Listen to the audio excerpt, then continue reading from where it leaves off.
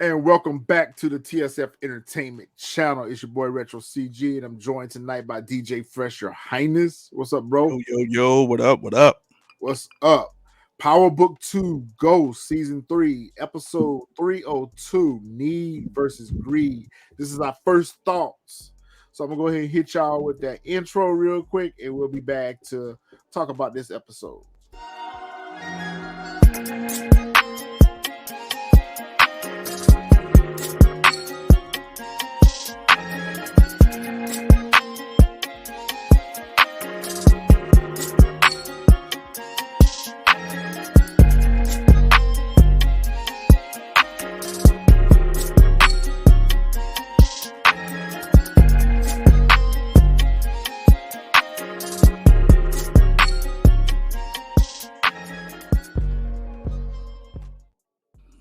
And welcome back. So we're going to give you our first thoughts. We just actually watched the episode. So we're not going to jump into too much detail. Say that for our live review on Sunday, 6 p.m. Y'all come back for that. We have the full panel here. We'll break the episode down, give you our thoughts about some of the most key points in the episode. But this is just our quick thoughts. We just watched the episode, so we wanted to share with you all what we thought about the episode. For me, I'm enjoying the writing. I can agree with that. It's predictable, but as opposed to other seasons of this version of Power, I'm enjoying the writing. I won't say it's 100% predictable. It's like maybe 25, maybe lower than that. But yeah, I'm definitely enjoying the writing so far. Like it's keeping us on our toes. And if I remember correctly, I think like I almost feel like it's going like after the original Power. Because if I remember correctly, I think like third season of the original Power is like where it picked up. Yeah. If I remember correctly. So yeah, so far so good. Yeah, I'm enjoying the writing. Well, one thing we see for sure is we see where the writers are setting us up for the story arcs for the remainder of the season. And I like that. It's episode 2. So we already know how the season is pretty much going to end up. I'm ready for Lorenzo to go. You got to go, Lorenzo. You got to go.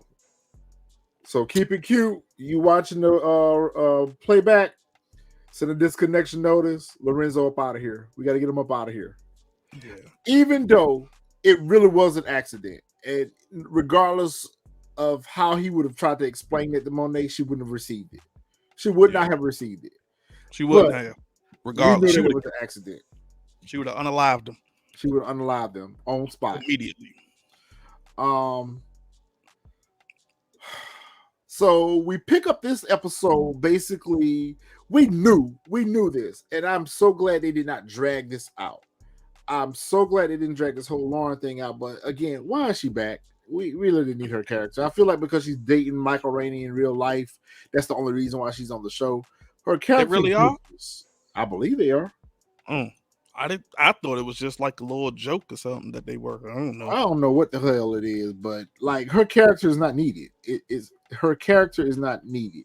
It was needed last season to push that story through, but to me, it would have been more. I guess it's going to be a bigger story when it comes out that she was alive, and once she tells Tariq about what Effie and Bring did to her, that's going to be a bigger story. So I guess I could see the end game where they're going with her character, but like she's a little not appreciative of the fact that she's alive. Like for me, if that would have been me, someone rescued me. Thank you, and they're keeping me safe. Thank you. Like, where's the gratitude? She want to go home because I think she's like, I told you who it is, so right. Why am I still here? Yeah, like why am I still here? Go get him. And then it's like at the same time, I think she's also feeling the guilt that like my parents think that I'm dead and I'm not dead. Yeah, and they agree. Yeah, like they like, can we at least like, which is crazy to me because I feel like Jenny has the pull to go get her parents and pull them into protection as well. Yeah. Like to just have them sit up there and just think like their daughter is gone. It's just crazy to me. Like, I feel like they could easily just say like, hey, look, your daughter's alive, but She's in she is with under that. strict protection right now, so we cannot let you know what's going on. But I can tell you that she's alive, or like, hey, we thought she was gone. She was in the hospital under a Jane Doe all this time, and nobody knew, or something like that. Yeah. Like, but just to sit up there and just like leave her, like, yeah. So I think the bigger part about that is because we see that Jenny is kind of like on the outs right now with her job. mhm. She's not like on the verge of getting fired, but at the same time, she's lost 2 cases now against the St. Patrick. She lost the case against Tasha, and then she lost the case against Tyreek. So Yeah. now she got egg all over her face. So like her bosses are not gonna put that much resources into anything that she's investigating unless she has an ironclad Solid case. evidence. So really, I don't even feel like she has the resources to even keep Lauren in witness protection right now because it looks like she's hiding her out at her house. They're roommates. Mm, They're roommates. So I don't think that she's officially in witness protection.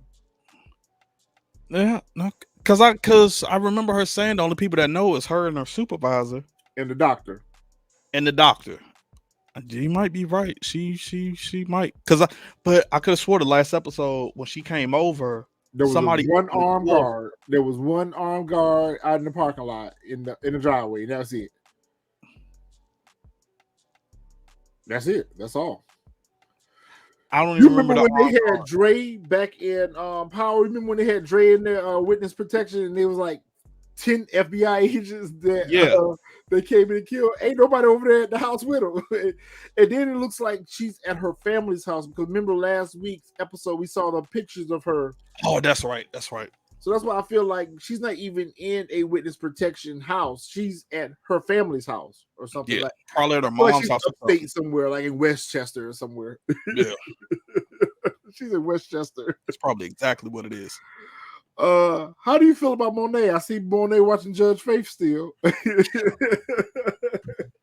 What did the episode with Young Jock on it too? Yo, that's the first thing I peeped. I said, "Yo, is that Young Jock?" Yep. I said, "What the hell?" And I was trying to figure out. I was like, "Okay, was this an episode, like a real episode, or was like this is the episode that they filmed for the show?"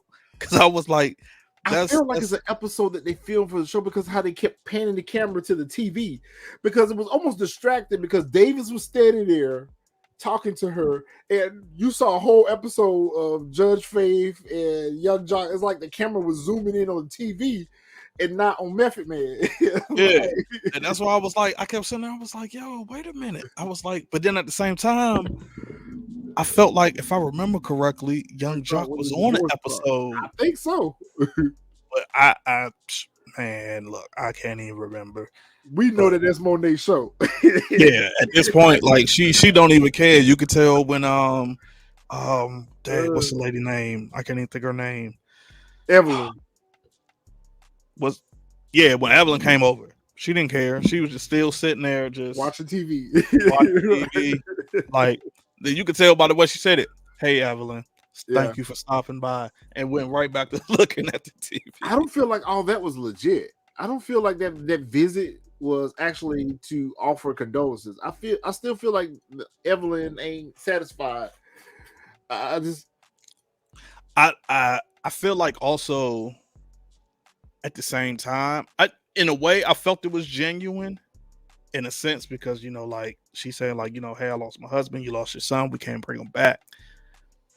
But at the same time, I don't feel like it was genuine. But the way she gave her the information about Whitman, Whitman, yeah, you're I right. was like, okay, maybe this is genuine. They're like, hey, I'm letting you know, like, give you the heads up. Hey, they investigating you, like something up. So yeah, it was weird. It was just a weird interaction that didn't last very long. So for all of y'all that were arguing with me in the comments last week, there is no funeral for Zeke in this episode. Zeke has been buried already. So the scene that we saw in the trailer that there's a shootout at a funeral is not Zeke's funeral. I don't know. It's not Zeke's funeral. If they were having a funeral for Zeke, they would have had it by now, because we had the memorial service for him last week.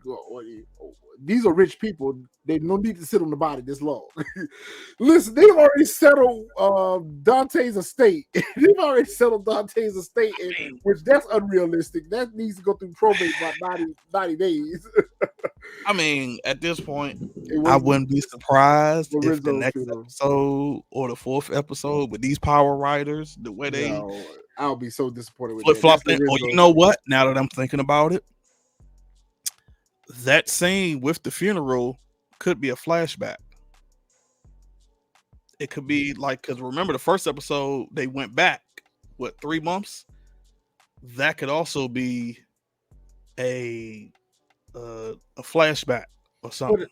But if that's the case, why wait so long to give that to us? That they should have given that to us in the flashback scene. What happened 3 months ago? So everything that happened 3 months ago, we should have saw in that 3 months ago scene. Like, I don't feel like that would bring any credence to the story if they gave us a flashback scene of them being at a funeral and being shot at. It's Lorenzo's funeral. Y'all don't want to hold on to that. Lorenzo's about it. I want his water to get cut off too. It's off. And I was for sure on this. I literally thought when Kane, because I could tell that whole scene in the bar. I knew Kane knew. Yep. You could tell from his face. Yep. Mm-hmm. Like, I could tell he knew automatically. I knew he knew from the pilot scene. When the pilot told him, and then when, I don't know who that dude was, I guess he was security or something, that told him, like, hey, the tail light, etc. Yep. I was like, okay. I was like, Kane knows, but I thought Kane was going, like, okay. I think we're going to get Lorenzo 2 more episodes, because at the end of the day, we need him to move Norma's product. We need him to move. We need him to help work. So we're gonna get some work out of him before eventually Kane's gonna end up going to Monet and telling Monet about what happened, and they're gonna put together a scheme to get rid of Lorenzo, where they make it look like the GTG gang is after him or whatever the case may be. Which I knew when all that was going on before they revealed that. Which I really like the fact that this season they're revealing to us in real time what's happening, and they're not leaving us to wonder. Like, we knew right then and there when Lorenzo first told Kane to go find out who killed Zeke, we already knew that was a diversionary tactic. Yeah, so I figured. Came out. Yeah, but I didn't figure that he was doing a setup though. I figured he was just sending him out just to send him out. Mm-hmm. I didn't know he went through proper channels and paying people. What it was about it that made me feel like he was behind Drew getting beat down too. I don't know what it was about it, but I felt like all that was a part of the setup, because when Kane looked over there at that box that had Zeke's stuff in it, he almost had a look on his face like, why is Zeke's stuff out here like this? And I'm thinking to myself, Drew don't interact with nobody. He don't even be in the streets like that. So like, why would anyone be jumping on him? So I just felt like all that was just a ploy that Lorenzo probably sent someone over there to beat his son down to drive this narrative that, whatever happened to Zeke was a target. But I could tell when as soon as the guy in the bar said, I was hired. Yep, I was hired. Immediately Lorenzo said, "Oh, he's lying." Yep, he'll say anything to save himself. Yep. Yeah, he did that expeditiously to save himself. Like, okay, let me hurry up and shut him up before. And I think they was both shocked that Monet cut his water off so quick. But it kind of reminds me of that scene back in Power where Ghost was trying to find out who killed Raina, and Tommy was getting the information from old dude about what Dre had done to set up Julio, and Ghost killed him before he could reveal the information. I was like, damn. Monet killed him before she could really find out the real truth. She would have had 2 bodies. She would have had 2. I really like how they're bossing Kane up this season. I really like the direction they're taking this character. Again, I'm going to tell y'all, I was right again. I told y'all last week that Whitney is going to be part of this Rico investigation. Y'all, you was right about that. To mess it up. He gonna be the one to mess it up. I will be the first. I was wrong because I sure enough felt that Whitman was gonna mess it up. You hearing that? You hearing that now first? First, You probably okay, hear it again on that's the all I live. need. But That's all I need. yeah, But it actually, if it wasn't for Whitman, they wouldn't have gotten the Rico because Blanca came back and said that yep, they didn't have enough connections to um, get authorization to do the Rico. So yep. because he gave them a different viewpoint, like, do you really think that Tariq, a 19-year-old, is behind all of this? No, he's not running this organization by himself. Moneta Tejada, which I never really looked at her as the kingpin. She moves so differently from Rock that I wouldn't compare her and Rock. Like Monet, I guess Monet really is the queen pin. I also think he's only doing that because that's clouding his judgment from Carrie. I think he's holding a personal vendetta. So Which that's she why. ain't wrong. I mean, she did I kill mean, Curry. technically, we still don't know, but Yeah, that's true. but I think like That's true. We don't. that's the personal vendetta, and that's why he's saying she's the kingpin of all of this. Yep. Because Because she I think killed like Carrie. Yep. if Carrie was still here, he probably wouldn't be looking at her like she's the kingpin. And the fact that Zeke came to him at the end and all this other stuff, yeah. So I forgot all about that part. I forgot all about that part that he came there and asked the Whitman, did he think that Carrie's death was a suicide? And that happened the night he got killed. So yeah, he wasn't able to go further with that.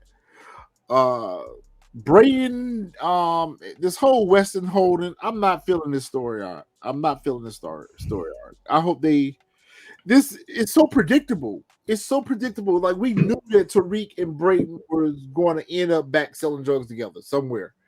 They did it at Choke, they did it at yep, Stanfield, and now they're doing it at school. Like there's no change. There's no difference in what they've been doing versus what they're doing now.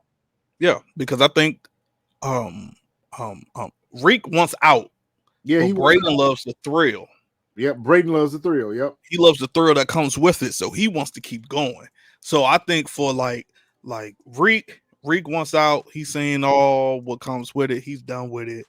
Braden loves it for the thrill, and he wants to keep going because he thinks that it's fun. And Effie's in And it because she's trying to pay student loan debt. yeah, she's just in it because she's trying to prove to Reek and everybody else, like, hey, I can hold it down on my own. Like, because even Reek told her, like, like matter of fact, when they go to pay for the water and all that other stuff, she like, I got it. And he's like, and that scene right there showed me, like, well, damn, like he can't even buy you a bottle of water and some chips or whatever it was she was getting. Like, it's just she's trying to prove, like, I'm not just Tariq's girlfriend. Like, I can I'm not. hold my Yeah, own. I'm my own woman and all this other stuff. And it's like, you ain't even really got to do all that. I had said this last week as well, or maybe I said it in the first thought or first reaction. Um, I really would have liked to have seen them bring back Epiphany's character. When I saw them at the strip club, I was like, okay, we're getting ready to get Epiphany back. She's getting ready to start moving weight for Tariq again in the strip club. Mm-hmm. Missed opportunity. Missed Opportunity. It's just further. We know that this version of Power or this season of Power is going to be more so centered around Wall Street. That's where they're gonna move majority of that weight. They already got rid of the. Yep. What was the whole deal with the instructor? Like, who was he? Was he like somebody that was coming up there to the job that was doing like massages or personal training or something? I think that's what I think he was just somebody that was just coming to the gym and doing the quote unquote workouts, but he was the one that was giving them all of the traders, the drugs. Okay. Because that's why he had the little card. And that's why Brayton said, when they were in the club, Brayton was like, well, we just can't, he ain't gonna like us just stepping on his toes.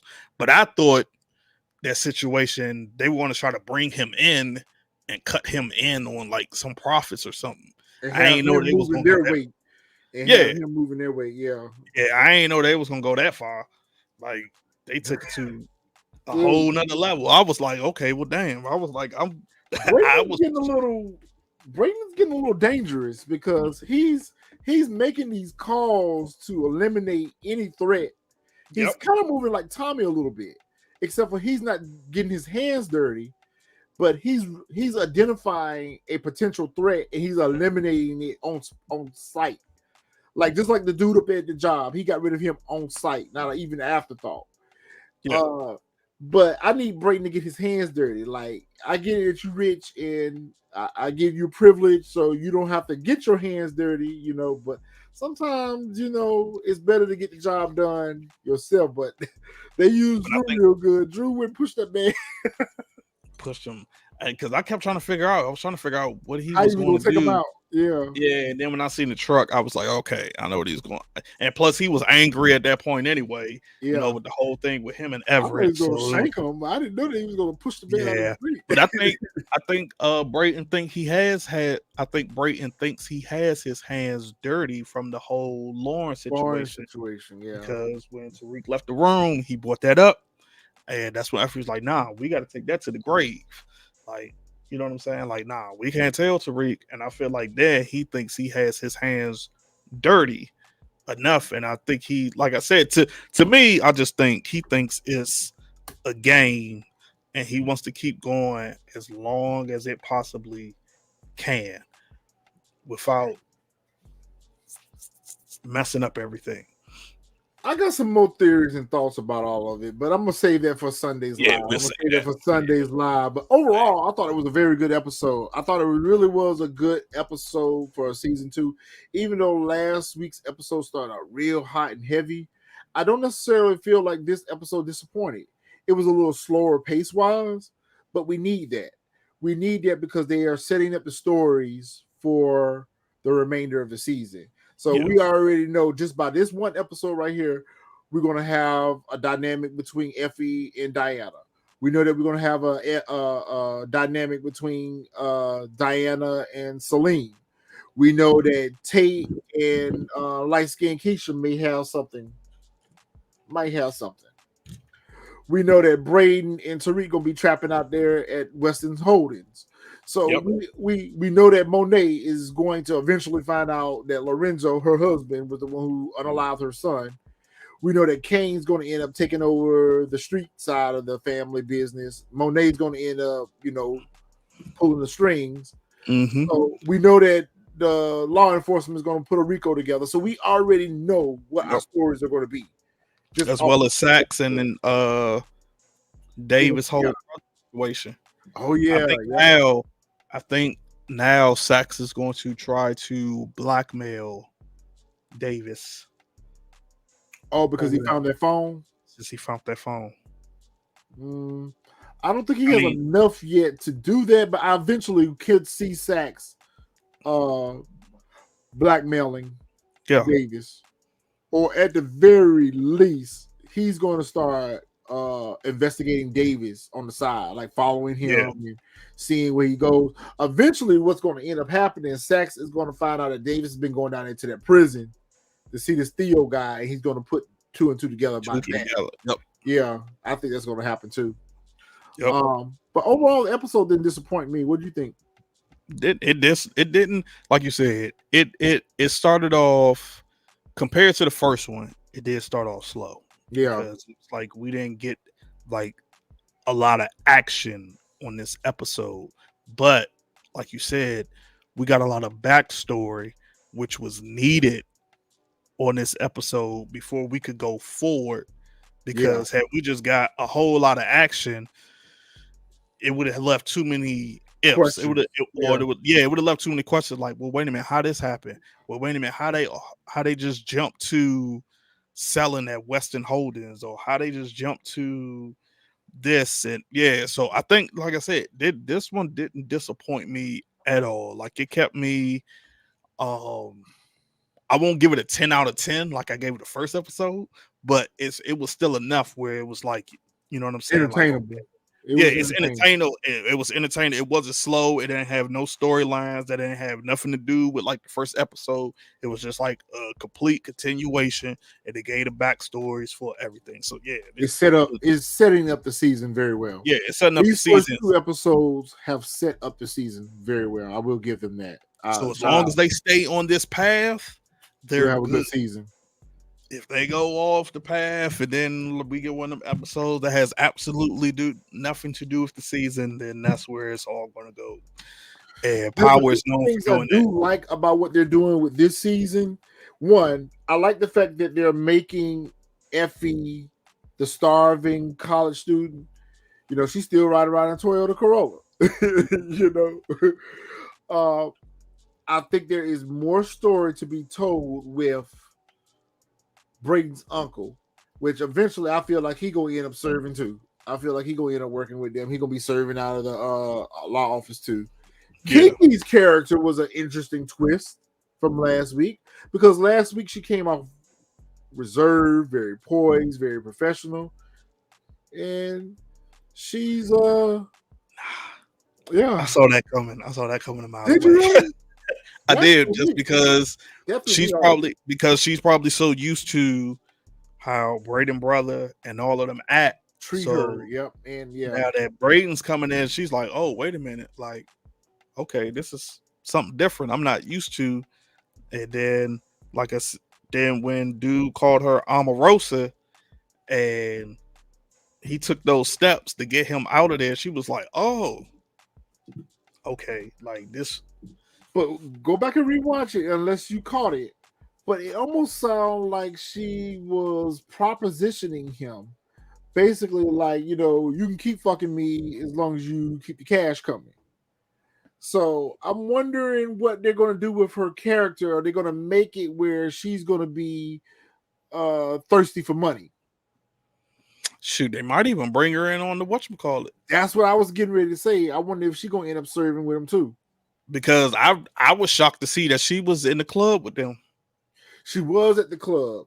And the fact that she knew about the hidden floors tells me that she's been into stuff already. Which is also making me think that I wonder if she had something with someone else there before Braden got there for her to even know that. That uncle? That's what I was thinking too. And then I'm also thinking like maybe she been fucking on that. I'm gonna save that. I'm gonna save that theory. I'm gonna save it too, but I'm gonna tell you right now, she been fucking on that uncle. That's what it is. She been fucking on that uncle, and we're gonna find that out. But overall, I thought it was a good episode. It set us up for the rest of the season. So again, we'll be back Sunday to give you our full episode breakdown and recap. So y'all come on back Sunday, 6 p.m. Eastern time. We have the full panel here.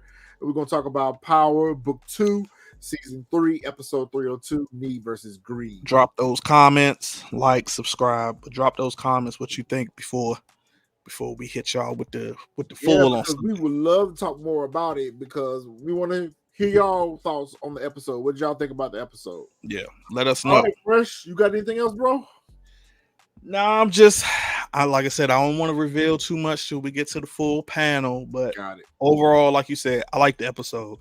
Like I said, I love the action, but at the same time, like you said, these backstories were needed in order for us to move forward. Because if they would have just jumped and just started eliminating people left and right, it would have been too many questions.